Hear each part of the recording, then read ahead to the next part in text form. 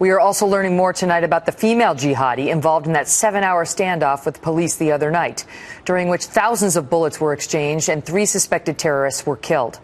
Her name is Hasna, and she is reportedly the cousin of the ringleader. She was believed to be the suicide bomber Tuesday night. That's what the French officials told us.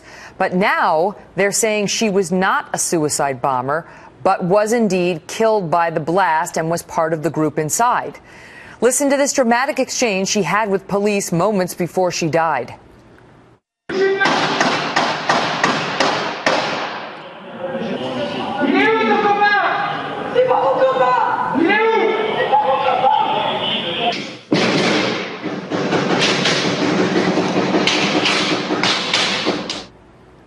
Joining me now to discuss the role of women in ISIS is Jessica Stern. She's author of ISIS, The State of Terror. Jessica, thank you for being here. And so today we learned from the French officials that she is believed to have been part of the ISIS terrorist group in there, but didn't have the suicide vest on. That was a man.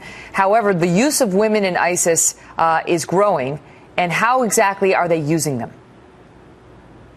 Well, most of the women go to ISIS and fulfill traditional roles. They go wanting to be mothers of jihadis, wives to jihadis. Some of them end up being passed from husband to husband. Some of them are secular and reinvent themselves and they're converted to this version of Islam. Some are observant Muslims who also are converted. Everybody who joins ISIS really is a convert to a new. And many of them are outcasts. I mean, they're not necessarily mainstream, even in radical circles.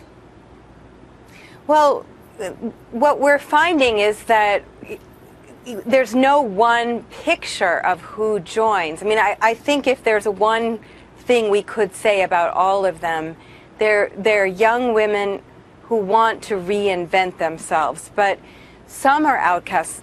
So this young woman that we thought had detonated the suicide vest, she was not particularly observant. She would put a picture of herself up on the internet, essentially naked with a necklace.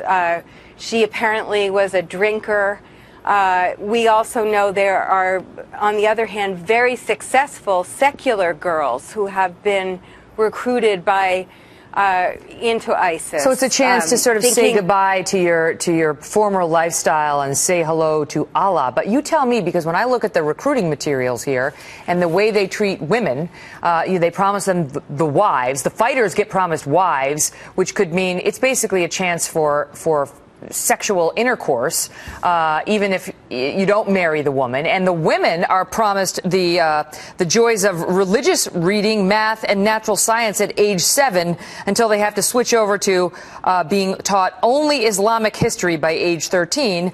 And in the meantime, they sit there and point the finger at the Western women for the nerve to work beside men, go to college, and for having the nerve to leave their, quote, cell in the home. It is hard for us to understand why that might be appealing, but I think it is appealing to some young women. And the surprise, I think, is not the women who are utterly disgruntled, living on the edges of society. The surprise is when we see medical students joining, or girls who are doing very well in school. That's the bigger surprise. What is the lure? I mean, they treat them with such disdain. I know that they have used, mentally challenged individuals as suicide bombers, and that's about how they think about women as well. Yes, I think that we see that suicide bombers are often the people that the leaders see as expendable, and that's why I imagine that ultimately we will see female suicide bombers. We will see expendable people used as suicide bombers. Mentally challenged women, foreign fighters are often used in that way because they're seen as expendable. Wow. I think for women, for some of them, they believe not only that they're going to live in the only true Sharia-based state, which is what ISIS advertises, that it's offering. But they also see themselves as being on a humanitarian mission to help the Syrian people, or just to participate in the creation of this utopia. Well, they're gonna be as part of the Sharia state. The question is, what kind of life does that bring? Jessica, thank you. Thank you.